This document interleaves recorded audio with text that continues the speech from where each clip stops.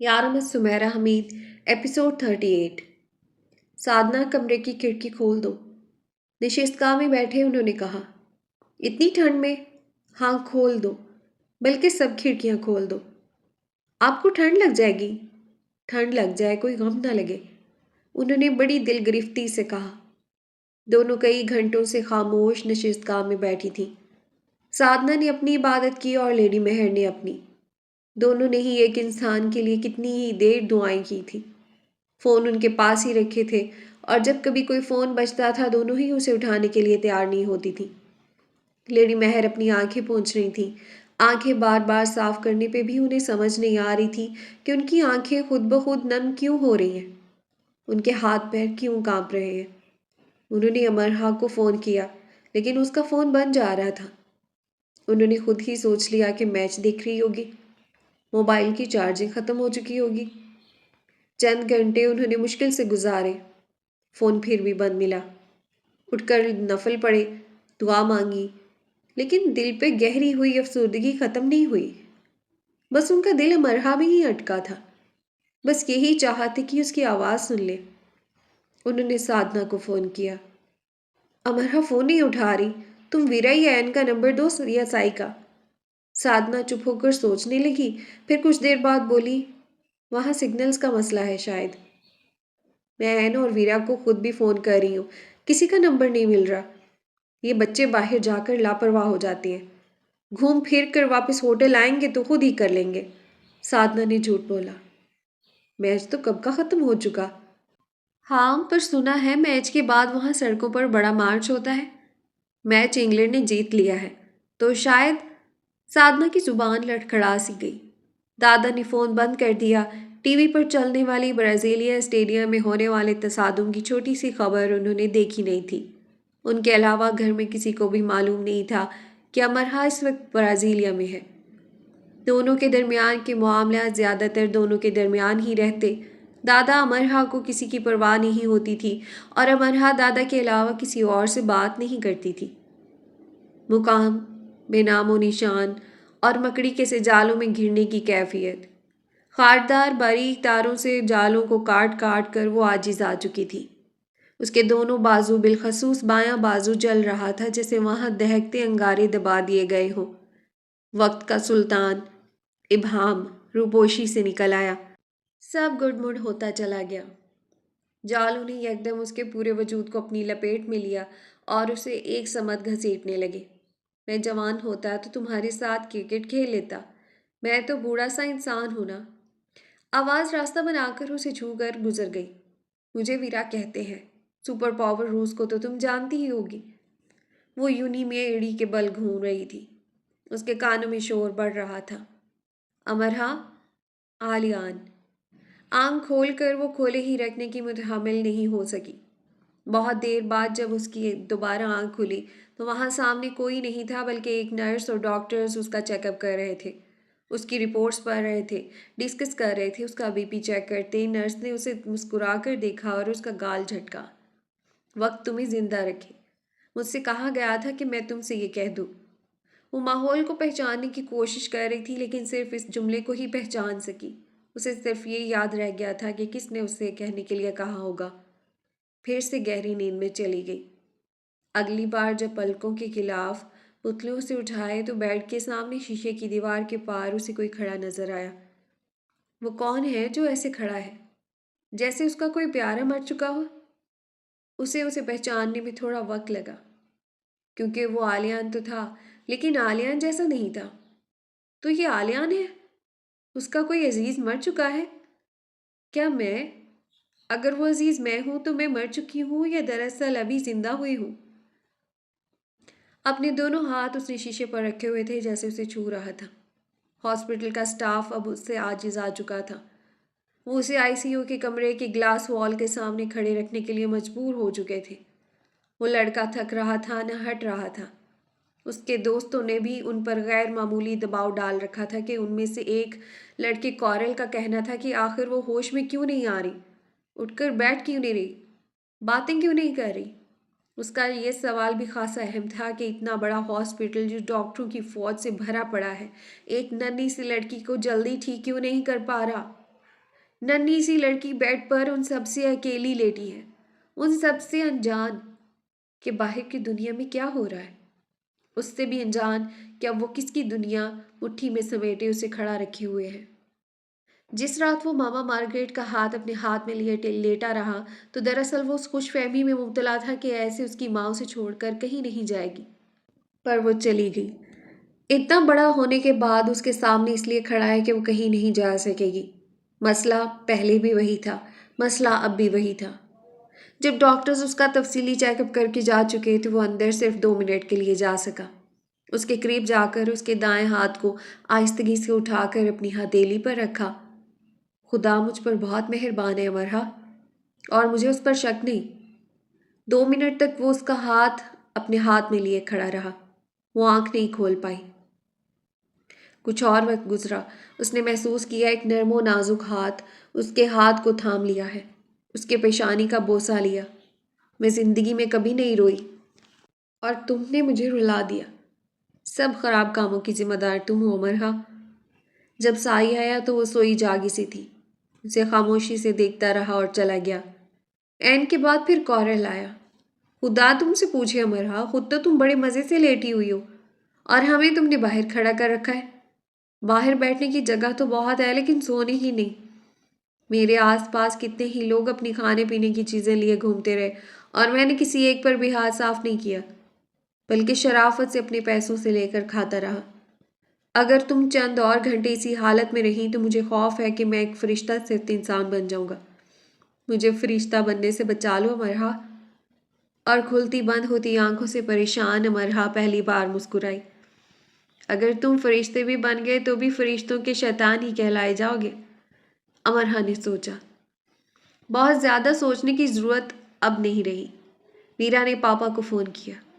पापा, आप ठीक कहते थे, उसने आवाज़ में ठहराव पैदा करने की कोशिश करते हुए कहा। क्या? वो उसके अंदाज से चौंक गए थे। अमरहा ठीक है ना? वो ठीक हो रही है।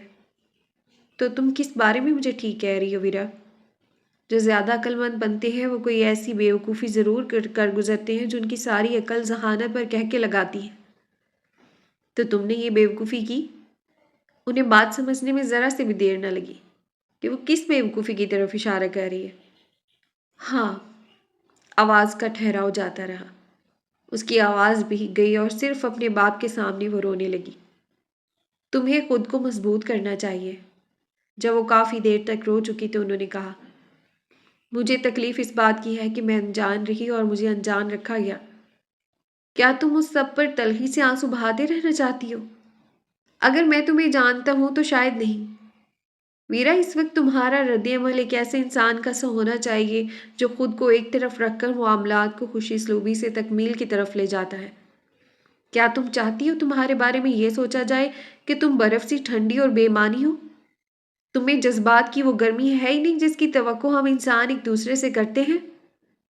वीरा खामोशी से सुनती रही। तुमने एक बार मजाक में मुझसे कहा था कि तुम तजुर्बात में मुझसे कहीं आगे निकल चुकी हो, और मैंने तुमसे सिर्फ इतना कहा था कि इंसान तजुर्बात में कैसा भी आदमी कुल क्यों ना हो जाए, वो किसी दूसरे इंसान के अंदर का भेद नहीं पा सकता। मुश्किल से चांद एक का, वरना किसी का भी नहीं। उनकी इस दौरान आलियान से एक बार बात हो चुकी थी, और ये जानने में उन्हें ज़्यादा वक्त नहीं लगा था कि अमरहा जो वीरा की दोस्त है, बकौल वीरा आलियान की भी दोस्त रही है। वो सिर्फ दोस्त नहीं है, ठीक कह रहे हैं, और आलियान का भेद अमरहा है। इस बार वो आवाज़ से रोने लगी, इसलिए नहीं कि उन पर भेद खुल गया, सिर्फ इसलिए कि देर से खुला था। वहम यकीन में लिपटे उनके दिल पर खुल रहे थे, और दादा के सब्र का पैमाना लबरेज हो चुका था। साधना का एक ही जवाब था कि ब्राज़ीलिया में चंद वजूहात की बिना पर हुकूमत ने मवासलाती निज़ाम ब्लॉक कर दिया है। दादा को ब्राज़ील का मालूम था, ना ही ब्राज़ीलिया का, ना उनके हुकूमती मामलात का। उन्हें अपने दिल का पता था जिस पर घबराहट और खौफ तारी हो जाता था। वो साधना से कई बार कह चुके थे कि वो झूठ बोल रही है। जिस वक्त साधना को ये मालूम हुआ कि अमरहा खतरे से बाहर है तो उसने कहा, स्टेडियम में छोटा सा हंगामा हुआ है फैंस के दरमियान। अमरहा थोड़ी सी जख्मी हुई है, खौफ से बेहोश है, और इतने झूठ की आमेज़िश हुआ सच भी दादा को खड़े रहने के लिए दीवार का सहारा लेना पड़ा। और अमरहा ठीक है, दवाइयों के ज़ेरे असर सो रही है। तुम झूठ बोल रही हो, तुम अब भी झूठ बोल रही हो। साधना चुप कर गई। ये सब झूठ वो उन्हीं के लिए बोल रही थी कि वो इतनी दूर हैं अमरहा से। सच उनकी जान पर बड़ा सदमा साबित हो सकता है। दूसरी तरफ हॉस्पिटल में मौजूद शावेज मैनचेस्टर वापस जा चुका था। वीरा की रूसी तलफ़ुज़ की तेज़ इंग्लिश दादा को बिल्कुल समझ नहीं आ रही थी। साई के छोटे छोटे सादा जुमलों से भी दादा की तसल्ली न हुई। वो तेज़ तेज़ और मुसलसल उर्दू बोलते जा रहे थे जो साई और वीरा को समझ नहीं आ सकती थी। वीरा और साई की जितनी भी बार दादा से कभी बात हुई थी तो दरमियान में अमरहा ने मुतरजम के फ़राइज़ अंजाम दिए थे। वो दोनों इशारों से इन्हें पुरसकून रहने के लिए कह रहे थे लेकिन सब बेकार जा रहा था। वो बार बार अपनी गीली आंखें साफ कर रहे थे। उनसे एक ही बात कह रहे थे कि उन्हें फौरन अमरहा से मिलवाया जाए। साई टैबलेट आलियान के पास लाया। तुम अमरहा के दादा से बात कर लो, तुम्हें उर्दू आती है। उन्हें हमारी कोई बात समझ नहीं आ रही। आंखें मसल कर वो टैब लेकर एक पुरसकून गोशे में बैठ गया। गले को खंगार कर आवाज़ को साफ किया और फिर दादा को सलाम किया। अमरहा ठीक है, दवाइयों के ज़ेर असर सो रही है, जल्द ही जाग जाएगी। अस्पताल के रूल सख्त हैं, हम अभी उसके पास नहीं जा सकते। साई उसे यही सब कह गया था कहने के लिए और उसने यही कह दिया। दादा खामोश से हो गए। उन्हें यह मालूम करने में वक्त न लगा कि अमरहा दरअसल कितनी जख्मी है। जो शख्स अपने अंदाज को आम बनाकर ये झूठ बोल रहा है कि वो दवाइयों के ज़रिए से सो रही है, वो किसी खास गम पर सोग मनाता कई वक्तों का जागा लग रहा था। एक ही दुख को झेलते दो लोग आमने सामने आ गए। दादा की खदशात की तस्दीक सिर्फ आलियान की तरफ देख लेने से ही हो गई कि अमरहा कितनी जख्मी हो गई होगी। लेकिन अब ये जानकर भी वो ऐसे जख्मी नहीं हुए जैसे कुछ देर पहले मुख्तलिफ वसवसों के हाथ हो रहे थे। वो जख्मी कैसे हुई? एक दूसरे को जब दो लोग खामोशी से तकरीम दे चुके तो दादा ने पूछा। वो जख्मी, उसकी जुबान लड़खड़ा गई। दादा उसके उस तासुर में छुपे गम की ताब लाना मुहाल हो गया। मुझे याद नहीं, खुद को बेतासुर रखते हुए उसने कहा। वही पुराना अलमिया कि कौन है जो इन लफ्ज़ों की अदायगी करना चाहता है जो अपने किसी प्यारे की तकलीफ से लबालब हो? याद नहीं, दादा ने खुद कलामी की और अब तक की ज़िंदगी के तजुर्बात उनकी मुट्ठी में सिमट आए। नुक्तों ने तस्वीर बना दी और इस तस्वीर को पोशीदा रखने पर उन्होंने खुद अपना ही मुहासबा किया। अमरहा ने नींद की गोलियां खाई थी। उनके दोस्त उनसे पूछा, उन्होंने कहा पता नहीं, उन्हें सब पता था, लेकिन ऐसी तफसीलात को दोहराना उनके लिए तकलीफ दे था। दुनिया के एक हिस्से इधर लाहौर में एक शख्स अपने कमरे में मौजूद है, उधर दुनिया के दूसरे हिस्से के हॉस्पिटल में एक दूसरा शख्स मौजूद है, और इन दोनों अशखास पर एक नज़र डालकर दादा ने जान लिया कि हॉस्पिटल में बैठा वो शख्स उनसे कहीं आगे की बाजी ले गया है। अमरहा पर गुज़री तकलीफ को भुलाते वो अपनी याददाश्त खो बैठना चाहता है। ठीक है, उसी वक्त सब सवाल, सारी तशवीश, सब का सब गैर ज़रूरी हो गया। वो आदमियों के हजूम में एक इंसान नहीं है, बल्कि इस यकीन को किसी मोतबर हस्ती की तरह गले से क्यों न लगा लिया जाए कि इस हजूम आदमियत में वही तो एक इंसान है। तुम आलियान हो? जान तो वो चुके थे, बस ये सवाल उसे एहतराम देने के लिए पूछा। आलियान ने सर हिलाया। अमरहा ठीक है आलियान? इस बार उन्होंने पूछा। जी, और वो ठीक ही रहेगी, उसने उजलत पसंदी से कहा, और ये अंदाज आसमानी फरिश्तों को सुनाने जैसा हो गया। उसके इस आखिरी रद्द-ए-अमल से दादा के अंदर राहत के कर्ब की शफाफियत भर गई और इस पैमाने को जो हर इंसान की तरह उनके हाथ में बिठा के उन्होंने एक तरफ रख दिया। ये एक इंसान की दूसरे इंसान पर वारद होने वाली वारदात थी। मैनचेस्टर यूनिवर्सिटी के डीन और इंतज़ामिया लोगों से मुसलसल राब्ते में थे। यूनिवर्सिटी इंतज़ामिया से दो लोग ब्राज़ीलिया उनके पास आ चुके थे ताकि हर तरह की सहूलत को उनके लिए मुमकिन बना सके। डीन वक्फे वक्फे से उनसे अपडेट्स ले रहे थे।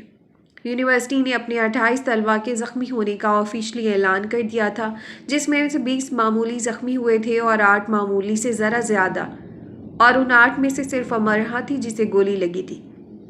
अमरहा के अलावा बाकी के 5 भी हॉस्पिटल में ही एडमिट थे और बाकी के 22 मैनचेस्टर वापस जा चुके थे। हुकूमती सतह पर इन सब को वीआईपी सहूलतें दी जा रही थी। हादसे के नुकसानात क्या क्या रहे और फ़वाइद किसके हिस्से में आते, ये पेचीदा बहस टीवी, अखबारात, सोशल मीडिया में हर तरफ जारी थी। हादसे के 6 घंटे के अंदर अंदर तफसीलात सामने आने शुरू हो गई। ساتھ فائر اسٹیڈیم کے باہر سڑک پر کیے گئے، اسٹیڈیم کے اندر اور باہر جو کچھ ہوا سب پلان تھا۔ نشانہ غیر ملکیوں کو بنایا گیا کہ برسر اقتدار سیاسی پارٹی کے خلاف طوفان کھڑا کیا جا سکے اور بالخصوص ڈیفنس منسٹر کو استعفیٰ کے قریب کیا جا سکے۔ حکومتی نمائندے بار بار ہسپتالوں کے چکر لگا رہے تھے۔ اسی دوران ویرا اور کورل نے ایک پریس کانفرنس میں حصہ لیا اور پریس کانفرنس میں کورل نے صحافیوں کو ایسے اپڈیٹ کیا کہ ایک صحافی نے دوسرے کے کان میں پوچھا، یہ کسی بڑی سیاسی شخصیت کا ڈیرسن تو نہیں؟ کسی اور کو بولنے ہی نہیں دے رہا۔ پہلا بولا، اس کے بولتے کسی اور کے بولنے کی ضرورت رہ گئی ہے کیا؟ دوسرا ہنسا۔ پریس کانفرنس کے بعد کورل نے چند ٹی وی چینلز کو انٹرویوز بھی دیے اور جب امرہا خطرے سے نکل آئی تو وہ ایک لائیو شو میں شریک ہوا اور تصادم کا ایسا منظر کھینچا کہ سب نے جان لیا کورل سے زیادہ اس تصادم کا کوئی شاہد ہو ہی نہیں سکتا۔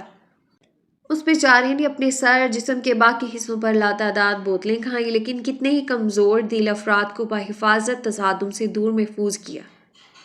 اس کی کمر پر زخم آئے، اس کی کوہنیاں چھل گئیں، اس کے سر سے خون نکلا لیکن اس نے کسی زخم کی پرواہ قطع نہیں کی۔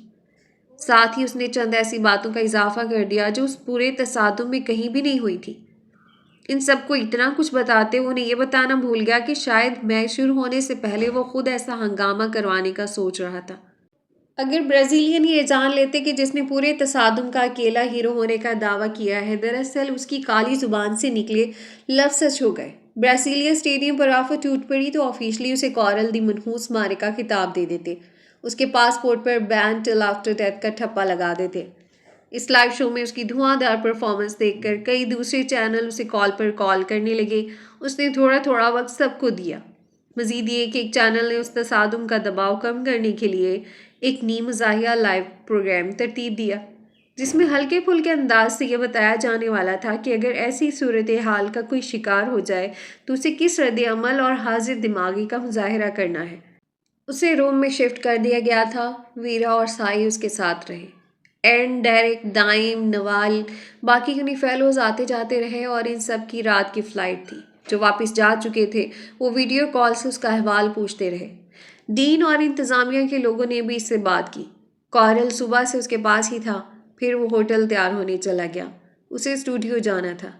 جانے سے پہلے وہ وقفے وقفے سے امرہا کو پھول دیتا رہا جو بقول سائی وہ ادھر ادھر سے گول کر کے لاتا رہا تھا۔ اس دوران آلیان کونے میں رکھی کرسی پر خاموشی سے بیٹھا رہا اور جب ویرا اور سائی بھی چلے گئے تو وہ اپنی کرسی اس کے بیڈ کے قریب لے آیا۔ اس وقت تک امرہا سو چکی تھی۔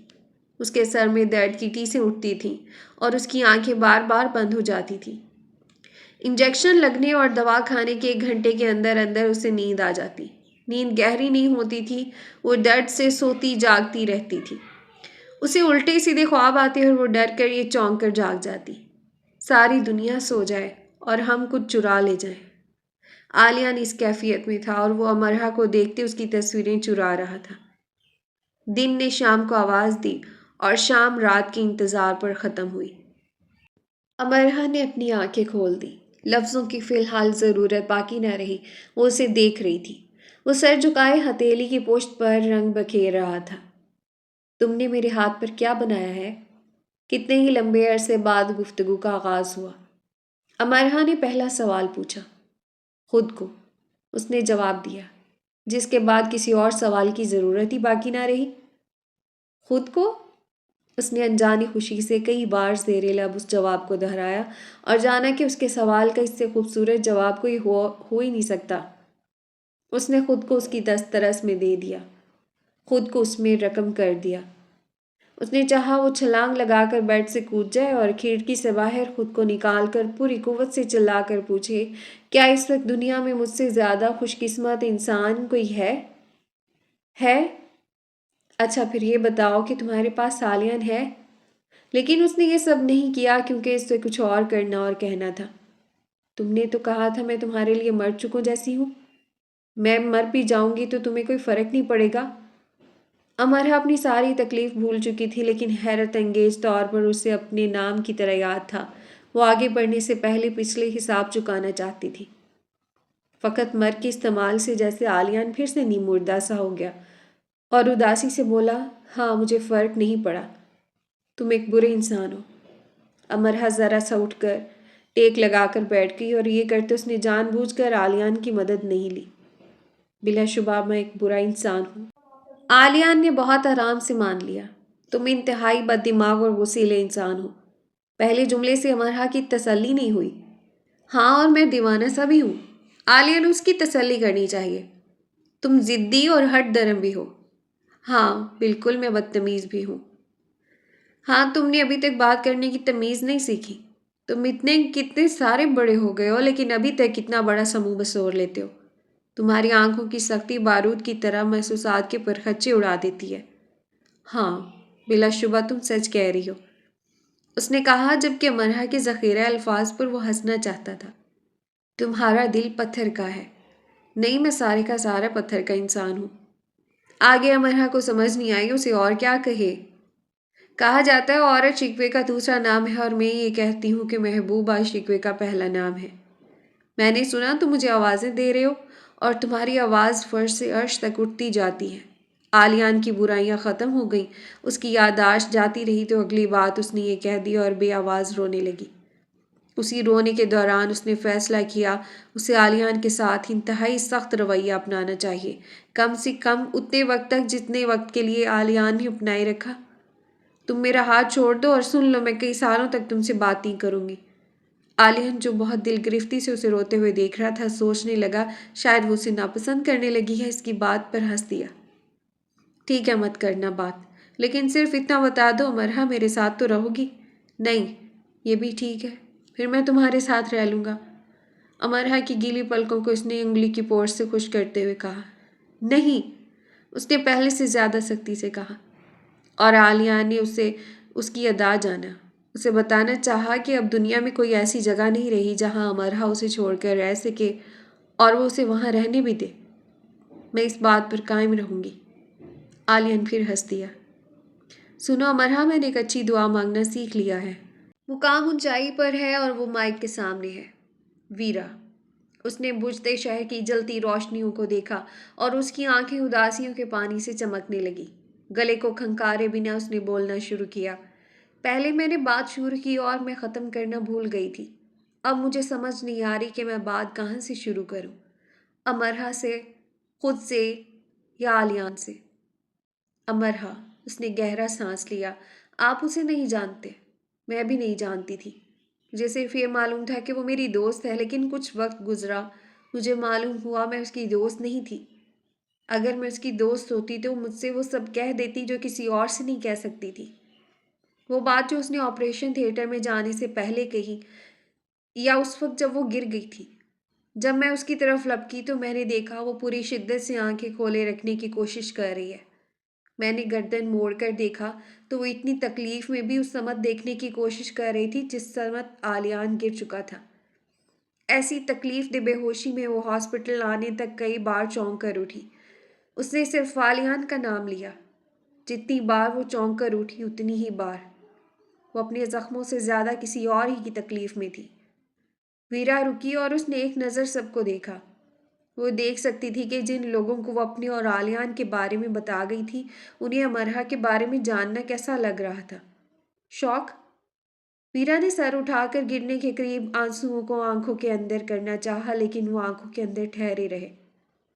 आलियान, खूबसूरत दिलों में से एक का मालिक, सड़क पर ऐसे गिर गया जैसे गोली उसे लगी हो, सीधी दिल पर। एक ही वक्त में दोनों ऐसे मुझ पर आश्कार हुए। जब अमरहा ऑपरेशन थिएटर में थी, आलियन सर झुकाए खामोश खड़ा था। मैं उसके पास गई और उसे कहा, वो ठीक हो जाएगी। वो इतनी जल्दी बेहोश ना होती अगर उसके सर पर ज़रब ना लगती। उसकी आंखों से आंसू निकल कर गिरने लगे। वो एक जवान मर्द था, रो रहा था, ठीक कर रहा था। एक मर्द अगर अपनी माँ, बीवी, बेटी की तकलीफ पर रो देता है तो बुलंद बांग उनसे अपनी मोहब्बत का इकरार करता है। कहकर वीरा अफसुर्दगी की इंतहा पर नजर आने लगी। जब आलिया ने एक बार अमरहा को देखा है तो मैंने उसका हाथ थाम लिया और कहा, तुम एक अच्छे अदाकार हो आलियान, और अमरहा भी। तुम अमरहा के अलावा दुनिया के हर इंसान के साथ खुश रहने की अदाकारी करते रहे, और दुनिया के हर इंसान के होते हुए अमरहा को जाते देखकर तुम सारी अदाकारी भूल गए। تم دنیا کے ہر انسان کے ساتھ خوش رہ سکتے ہوگے، لیکن زندہ تم امرہ کے ساتھ ہی رہ سکتے ہو۔ میرے ساتھ تعلق نبھانے کی تمہاری کوشش اچھی تھی۔ اب تم پہلی فرصت میں امرہ کو بتا دینا کہ اگر تم دونوں میں تیسرے کی گنجائش نکل سکتی تو عالیہ میں دیوانہ وار اس کے لیے بھاگنا رہا ہوتا۔ اس بار تم اسے یہ زیادہ یقین سے بتانا، زیادہ وقت لینا اور اس کا ہاتھ پکڑ لینا کہ وہ انکار کر کے کہیں جا نہ سکے۔ وہ انکار نہیں کرے گی۔ میں نے بے ہوشی میں اسے تمہارا نام بڑبڑاتے ہوئے سنا ہے۔ منظر کی ساری روشنیاں بجھ گئیں، لوگ گم کر دیے گئے، روشنیاں بجھا دی گئیں، کہانی سنا دی گئی۔ وہ ہوٹل کے باغ کے اندھیرے میں گوشے میں اکیلی کھڑی تھی۔ سائی انہی کے ہوٹل شفٹ ہو چکا تھا اور 1 گھنٹے کی نیند بھی لے چکا تھا۔ پھر جیسے ہی وہ بہت بے چین ہو کر اٹھا، اسے یاد آیا جب وہ سویا تھا تو بہت خوش تھا، کیونکہ المیہ داستان تربیہ ہو چکی تھی۔ تو پھر وہ ایسے ہڑبڑا کر کیوں اٹھا؟ وہ بیڈ پر بیٹھ گیا۔ اتنے سال ہو گئے تھے اسے سائی بنے، اب لوگ اس کے پاس نہیں آیا کرتے تھے تو وہ کمپاس بنا ان کی سمت مڑ جاتا تھا اور کہتا تھا، سنو شاید تمہیں میری ضرورت ہے۔ وہ اٹھا اور دوسری منزل پر آیا، دروازے پر دستک دی، کوئی جواب نہ ملا۔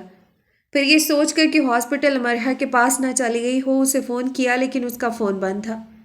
کاؤنٹر پر آ کر پوچھا، اس نے ایک بار کی طرف اشارہ کیا۔ وہ بار گیا، وہاں بھی نہیں تھی۔